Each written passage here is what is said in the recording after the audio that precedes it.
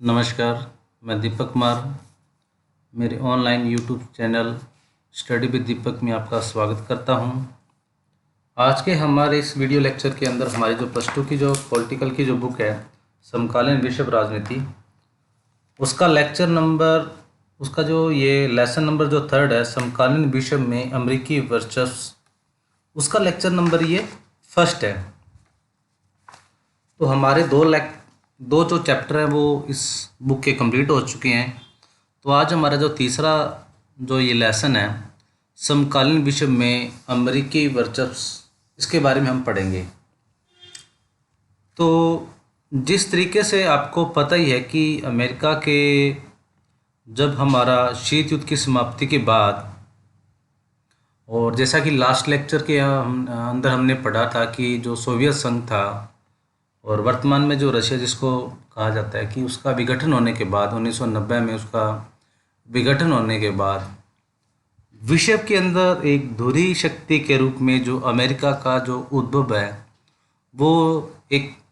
International power के रूप में जो उसका उद्भव है वो हुआ था।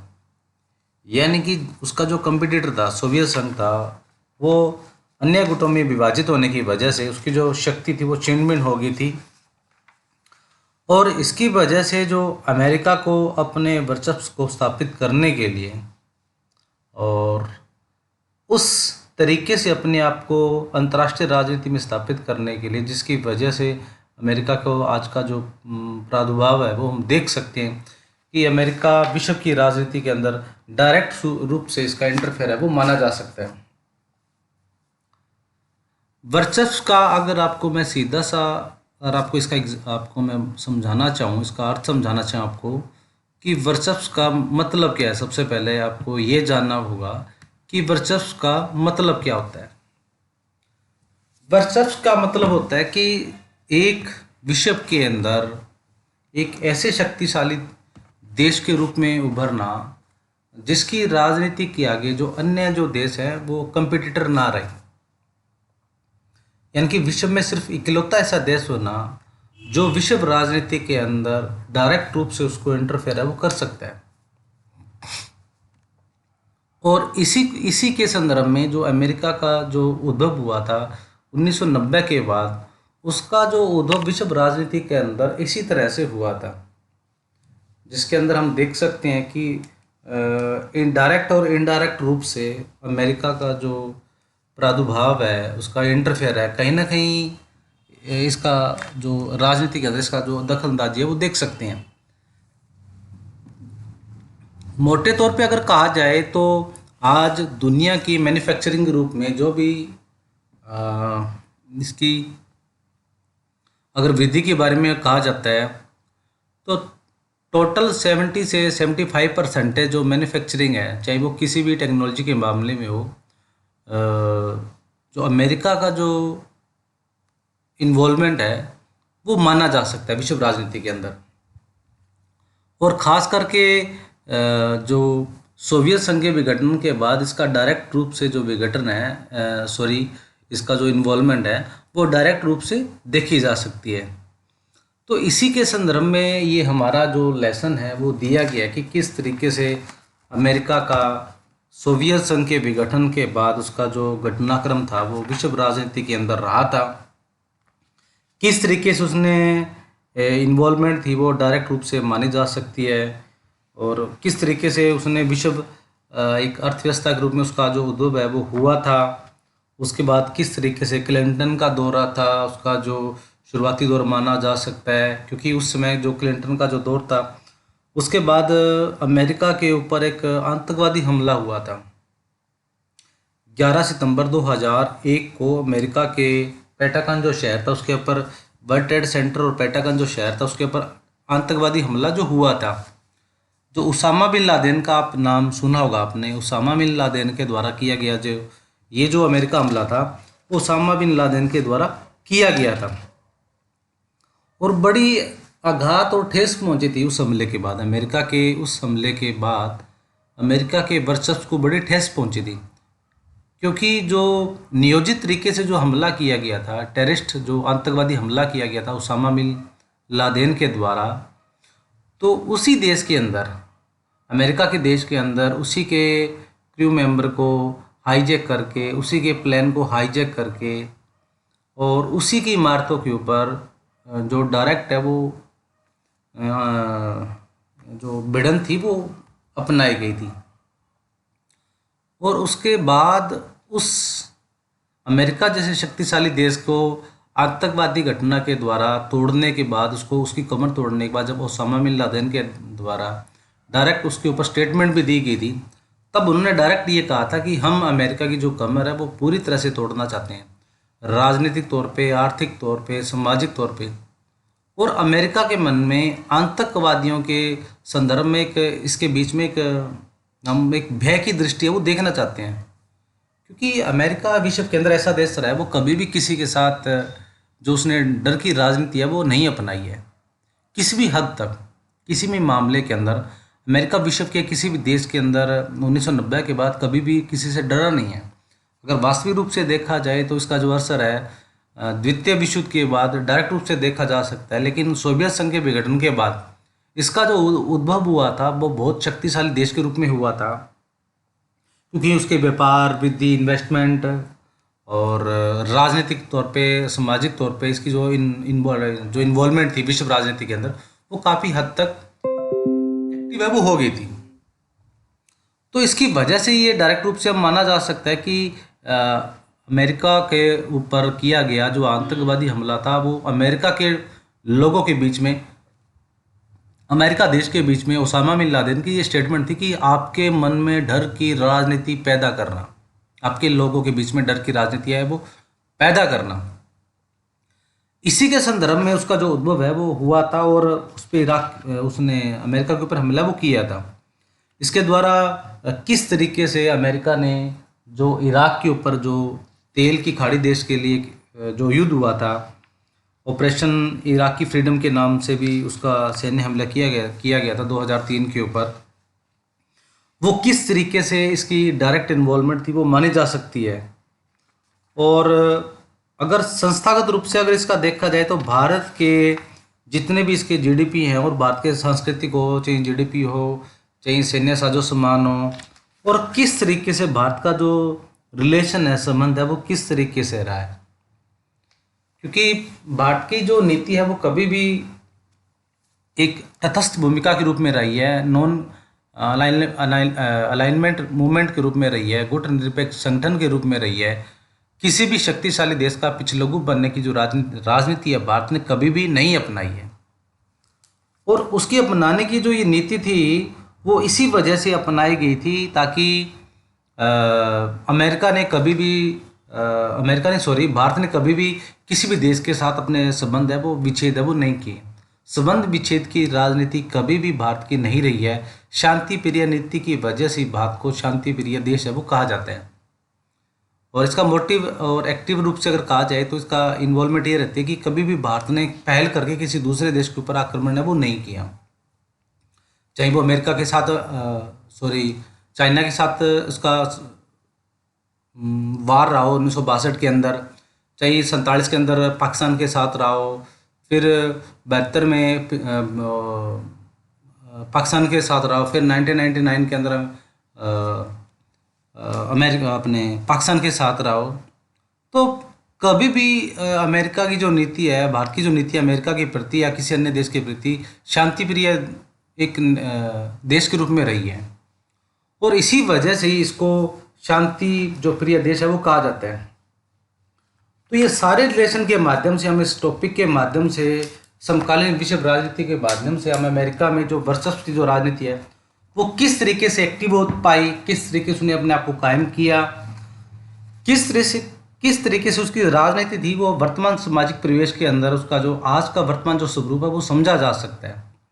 तो बड़ा एक उतार चढ़ाव की जो नीति थी वो रही थी, उसके बारे में पूरी डिटेल है इस चैप्टर के माध्यम से दी गई है।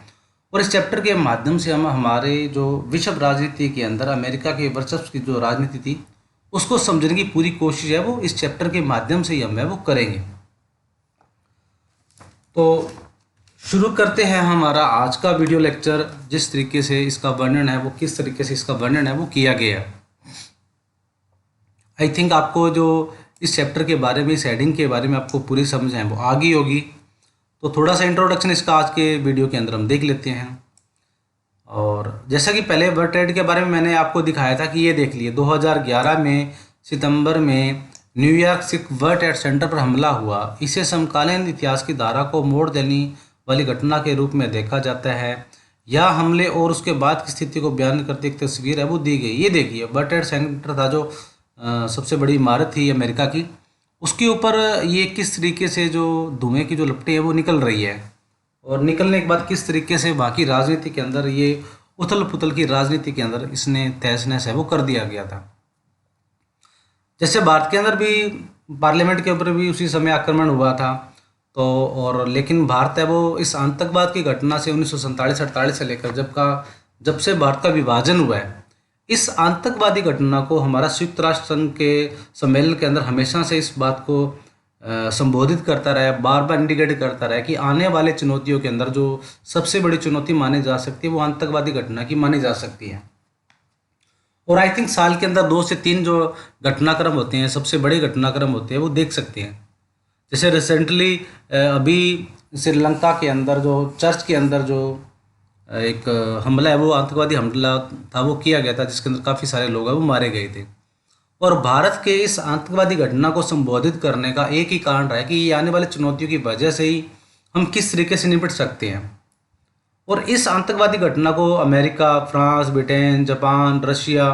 कोई भी ऐसा देश नहीं है, इवन के एशिया का नहीं, यूरोप का भी कोई भी ऐसा देश नहीं है जो आज के वर्तमान स्थिति के अंदर कोई भी देश इससे बचा रह सकता हो। तो जिस 2001 के बाद अमेरिका के ऊपर किए गए आतंकवादी घटनाक्रम के बाद ही इस आतंकवादी घटना का जो समर्थन है अमेरिका करता रहा है। और लगभग 2000 के बाद यानी कि बिल क्लिंटन के दौर के बाद जब बराक ओबामा से लेकर और वर्तमान दौर पे जो डोनाल्ड ट्रंप है, उसकी जो राजनीति है वो भारत और अमेरिका की जो राजनीति है विश्व राजनीति के अंदर एक प्रगाढ़ रूप से देखी जा सकती है। आपने देखा होगा कि आज कोरोना वायरस की वजह से जो हाइड्रोक्लोरिन जो वैक्सीन है, जो टैबलेट है, उसकी जो टैबलेट की जो सप्लाई है अमेरिका ने, डोनाल्ड ट्रंप ने खुद डिमांड की थी भारत से सप्लाई देने के लिए, और भारत के द्वारा उसका जो समर्थन था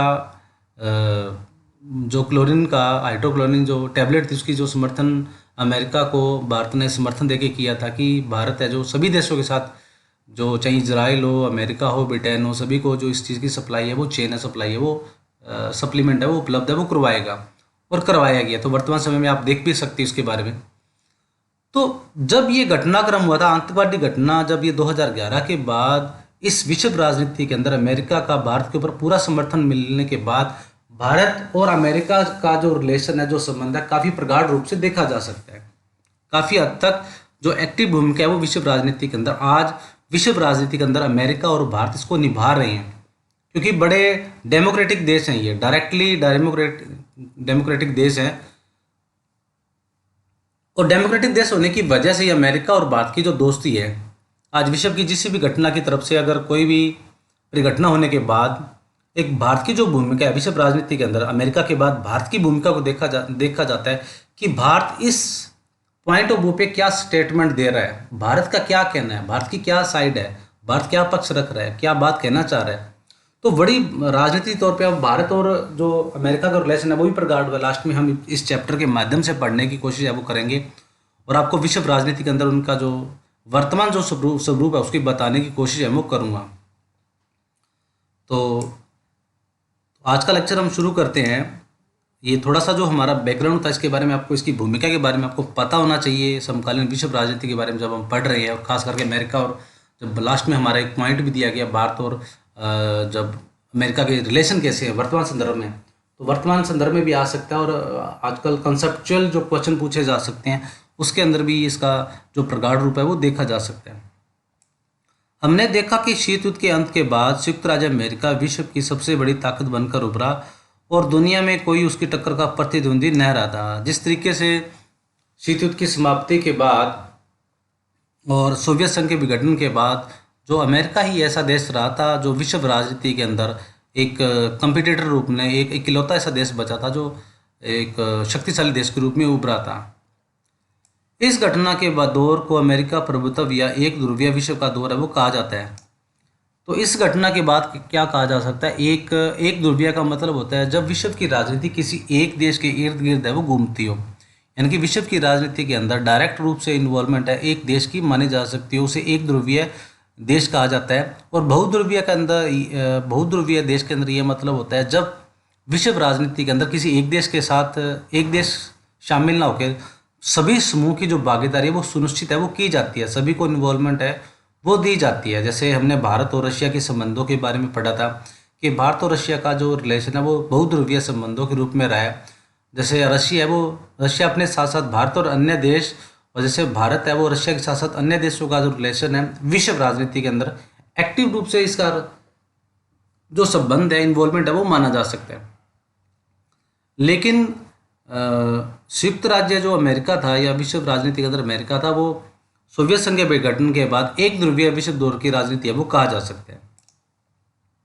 इस अध्याय में हम अमेरिकी प्रभुत्व की प्रकृति, विस्तार और सीमाओं का समझने की कोशिश करेंगे। किस तरीके से अमेरिका ने अपने आप को प्रभुत्व की राजनीति के दौर में एक विश्व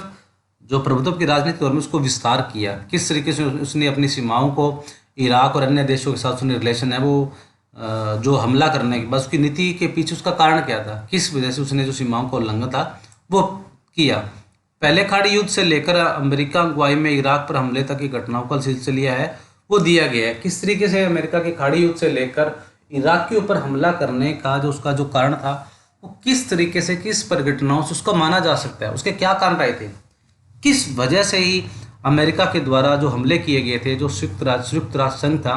उसकी पहल को या उसकी डेवलपमेंट को माना गया था।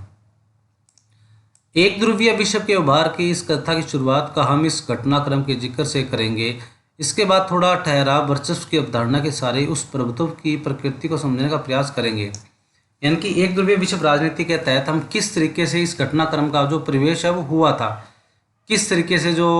अमेरिका था एक इस घटनाक्रम से ऊपर चलकर वो इन्वॉल्वमेंट उसकी एक्टिव हुई थी, और उसके बाद जो विश्व राजनीति के अंदर उसकी जो प्रकृति थी वो एक अकेली राजनीतिक तौर पर समझी जा सकती थी। विश्व के अंदर एक अकेला ऐसा देश था वो विश्व राजनीति को उसका प्रगाढ़ रूप से माना जा सकता था। अमेरिकी वर्चस्व के राजनीतिक, आर्थिक और सांस्कृतिक पहलुओं की जांच परख के बाद हम यह देखेंगे कि अमेरिका से निपटने के लिए भारत के पास नीतिगत विकल्प है वो क्या था। जिस तरीके से अमेरिका की जो वर्चस्व की जो राजनीति थी उसके अंदर उसके जो राजनीतिक, आर्थिक, सांस्कृतिक पहलुओं की जो एक्टिविटी थी जो विश्व के अन्य देशों के साथ उसका जो घटनाक्रम था किस तरीके से वो टैकल है वो कर रहा था, और इसके साथ साथ अमेरिका से निपटने के लिए, क्योंकि उस समय जो अमेरिका था प्रभुत्व की दौर की नीति के अंतर्गत भारत की भी जो एक नीतिगत जो विकल्प था वो अकेला बच गया था। तो किस तरीके से भारत ने इस इन्वॉल्वमेंट को अपने आप को जो अलग करने की कोशिश की, उसका जो प्रकरण है वो किस तरीके से अलग है वो किया था। अध्याय के अंत में हम इस बात पर विचार करेंगे कि अमेरिकी वर्चस्व के सामने क्या चुनौतियां आन खड़ी हुई और क्या अमेरिका वर्चस्व से उभरा जा सकता था। यानी कि लास्ट के अंदर हम इस चैप्टर के माध्यम से इन बातों सभी के अलावा जो उसकी जो विश्व राजनीति के अंदर क्या क्या चुनौतियां थी और क्या उसके अमेरिका वर्चस्व के बनाने के लिए, मनाने के लिए, मायने के लिए आज के संदर्भ में उसकी जो भूमिका है, जो एक्टिव भूमिका है, उसके बारे में उसका उल्लेख है किस तरीके से किया गया, तो उसके बारे में पढ़ेंगे। तो ये था हमारा आज का वीडियो जो जिसके अंदर हमने इंट्रोडक्शन उसके परिचय के बारे में पढ़ा। बाकी जो हमारा जो वीडियो है, जो लेक्चर है, वो कल हम इसके बारे में पढ़ेंगे, विश्व बंधुत्व की जो व्यवस्था थी उसके बारे में। और लेकिन जाने से पहले मैं आपको मेरा एक क्वेश्चन है वो देना चाहता हूँ कि जो आपको कमेंट करके इसका आंसर है वो देना है। आपको ये बताना है कि अमेरिका के ऊपर जो आतंकवादी घटनाक्रम हुआ था वो ओसामा बिन लादेन ने किया था, तो उसकी तारीख क्या थी। अमेरिका के ऊपर किए जाने वाले आतंकवादी घटनाक्रम की जो घटनाक्रम हुआ था, जो आतंकवादी हमला हुआ था, उसकी तारीख क्या थी, किस डेट को हमला किया गया था। तो आपको कमेंट करके मेरा इस क्वेश्चन का आंसर है वो देना है। तो मिलते हैं अगले वीडियो में एक नए लेक्चर के साथ। लेकिन जाने से पहले अगर आपको मेरा वीडियो अच्छा लगे तो इसे लाइक करें और इसे ज़्यादा से ज़्यादा दूसरे बच्चों के साथ आप शेयर करें, ताकि आपके जो जानकार के बच्चे हैं वो इस लेक्चर के माध्यम से अपनी स्टडी कंटिन्यू कर सकते हैं। और अभी तक आपने मेरा channel study with Deepak subscribe नहीं किया तो सब्सक्राइब कर लें और दिए गए बेल आइकन पे क्लिक कर लें, ताकि जब भी आपको वीडियो जो अपलोड हो उसका नोटिफिकेशन आपको समय समय पर मिलता रहे। तो मिलते हैं अगले वीडियो में एक नए लेक्चर के साथ। तब तक stay home, stay safe and be positive.